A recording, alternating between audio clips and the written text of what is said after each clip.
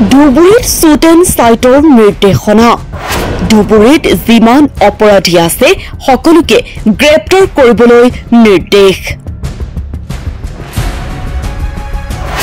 ধুবুৰীত অপ্ৰীতিকৰ পৰিস্থিতিৰ সৃষ্টি কৰে তাকে প্ৰশাসনে গুলি নিক্ষেপ কৰিব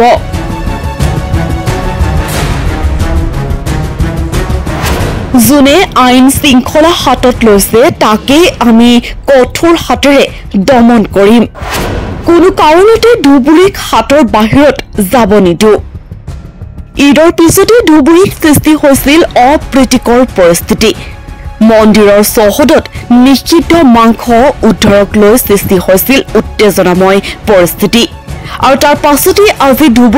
আৰু তাৰ পাছতে আজি ধুবুৰীত উপস্থিত হয় ৰাজ্যৰ মুখ্যমন্ত্ৰী হিমন্ত বিশ্ব শৰ্মা আৰু ধুবুৰীত মুখ্যমন্ত্ৰীগৰাকী উপস্থিত হৈ শ্বুট এণ্ড চাইটৰ নিৰ্দেশনা জাৰি কৰিছে ধুবুৰীত যিমান অপৰাধী আছে সকলোকে গ্ৰেপ্তাৰ কৰিবলৈ নিৰ্দেশ দিছে এতিয়া মুখ্যমন্ত্ৰীয়ে ধুবুৰীত অশান্ত কৰিবলৈ এটা সাম্প্ৰদায়িক শক্তি সক্ৰিয় হৈছে যোন ব্যক্তিয়ে শিল নিক্ষেপ কৰিব তাকে প্ৰশাসনে গুলি নিক্ষেপ কৰিব ধুবুৰীত যিমান অপৰাধী আছে সকলোকে এতিয়া গ্ৰেপ্তাৰ কৰিবলৈ নিৰ্দেশ দিছে ৰাজ্যৰ মুখ্যমন্ত্ৰী হিমন্ত বিশ্ব শৰ্মাই যোনে আইন শৃংখলা হাতত লৈছে তাকে আমি কঠোৰ হাতেৰে দমন কৰিম সাধাৰণ হিন্দু মানুহো ভাল সাধাৰণ মুছলমান মানুহো ভাল এটা দুষ্ট চক্ৰই গোটেই পৰিৱেশটো বেয়া কৰি দিয়ে আৰু এইটো আমাৰ চৰকাৰৰ দিনত মানি লোৱা নহব এনেকুৱা কাম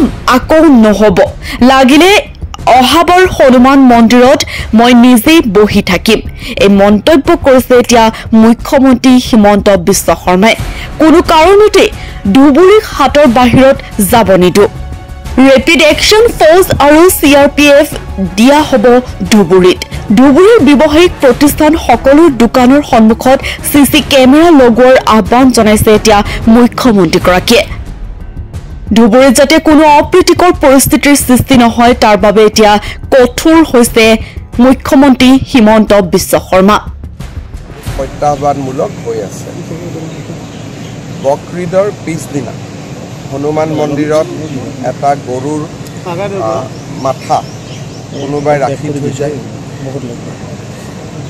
হিন্দু মুছলিম সকলো মানুহ আহে পিছ কমিটি কথা বতৰা পাতে ভালে ভালে চবখিনি হৈ যায় নেক্সট দিনাখন আকৌ তাতে গৰুৰ মাথা আকৌ ৰাখে তাৰপিছত ৰাতি শিল পাথৰ মাৰা কাম চলি আছে আৰু সবচে ডাঙৰ কথা যে ঈদৰ আগদিনা ধুবুৰীত তিনিখন খুব নবীন বাংলা বুলি যি নেকি বাংলাদেশত ধুবুৰী জিলাখন ইনক্লুড কৰিব লাগে বুলি ইয়াতে পোষ্টাৰ মাৰিছিল তিনিটা আৰু তিনিটা পোষ্টাৰৰে আপোনালোকে যদি চাই তেতিয়াহ'লে তাত বেলেগ বেলেগ ধৰণৰ পোষ্টাৰবিলাকত কথা লিখা আছিলে যিখিনি মোৰ নলেজলৈকে আহিছে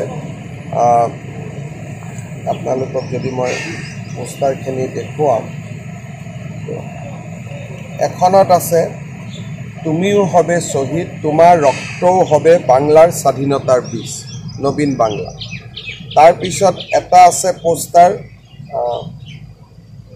আমৰা মুক্তি চাই আমৰা স্বাধীনতা চাই বাংলাৰ মাটি স্বাধীন কৰব ইনশাআল্লাহ জয় বাংলা জয় ইসলাম জনতাৰ বাহিনী এই আৰু একটা পোষ্টাৰ আহিছে ইয়াতো নবীন বাংলাদেশ নিউ বাংলাদেশ বুলি কিছুমান আৰ্মিৰ সিগনেল ইয়াতে লিখি থৈ গৈছে তাৰমানে ধুবুৰীত অশান্তি কৰিবৰ কাৰণে এটা কমিউনেল শক্তি এটা ইয়াত এক্টিভ হৈছে বিষয়টো গম পাই মই আজি ধুবুৰীলৈ আহিছোঁ ধুবুৰীত ৰাতি শ্বুট এণ্ড চাইট অৰ্ডাৰ দিয়া হৈছে যোনে শিল মাৰিব পুলিচে ডাউট কৰিলে তাক গুলি মাৰিব কোনো কথা নাই আজি আমি গভৰ্ণমেণ্টৰ পৰা মই গুৱাহাটীৰ পৰা গৈ shoot and sight order issue কৰি আছোঁ ৰেপিড একশ্যন ফ'ৰ্চ CRP ইয়াত আহিব আৰু ধুবুৰীত যিমান ক্ৰিমিনেল আছে যাৰ ওপৰত নন বেইলেবল ৱাৰেণ্ট আছে যি আছে আমি সকলোকে এৰেষ্ট কৰিবৰ কাৰণে SP কৈছোঁ সিনিয়ৰ অফিচাৰ সকলো ইয়াত আহিব যোনে আইন শৃংখলা হাতত লৈছে তাক আমি কঠোৰ হাতেৰে দমন কৰিম। স্যাৰ ধুবুৰী কাণ্ডত কিবা ইণ্টাৰনেশ্যনেল কিবা চক্ৰ জড়িত আছে? মইতো আগতে আপোনালোকক ক'লো যিকেইটা কবিতা মই পঢ়ি দিলোঁ ইয়াৰ পৰা ক্লিয়াৰলি ইণ্ডিকেট কৰে যে বাংলাদেশৰ কোনোবা এটা শক্তি ইয়াত ইনভলভ হৈছে।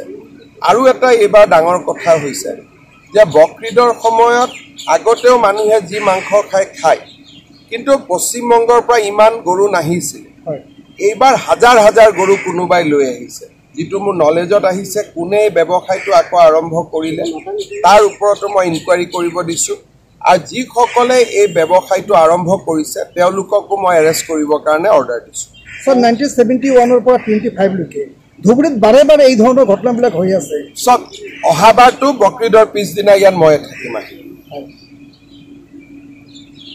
ইয়াতে ৰাতি ময়ে থাকিম, ঈদৰ দিনাখন মই ইয়াত আহি যাম আৰু ইয়াত মই থাকিয়ে দিম। এইবাৰ এতিয়া মই কৈ থৈ গ'লো এইটো হ'ব নোৱাৰে।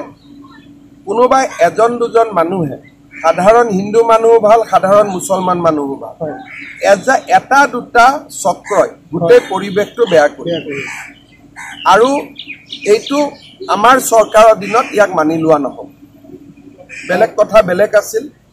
আমি এতিয়া মই হনুমান মন্দিৰতো যাম চাবৰ কাৰণে, আৰু য'ত গৰুৰ মাথা আহিছিলে। আৰু এনেকুৱা কাম নহ'ব, লাগিলে অহাবাৰ গোটেই ৰাতি মই হনুমান মন্দিৰত নিজে বহিম। কোনো কাৰণতে আমি ধুবুৰী ঘাটৰ বাহিৰত যাব নিদিওঁ। আৰু আজিৰ পৰাই আপোনালোকে দেখিব আজি ৰাতি কোনোবা ওলাবতো গুলি খাব। স্যাৰ ছত্ৰভূমিক লৈ আপুনি এটা টুইট কৰিছিল, বাকীটো চলি থাকিব। বাকী কথা আজি নকওঁ আৰু। ৰাতি কেইটামানৰ পৰা শ্বুট এণ্ড চাইট অৰ্ডাৰটো দিয়া হ'ব? এতিয়া অৰ্ডাৰটো ওলাব গধূলি 6টা বজাৰ পৰা আমি অৰ্ডাৰ কৰিম, মানে সন্ধিয়া 6টাৰ। নিউজ ডেস্ক, এনি টক্স।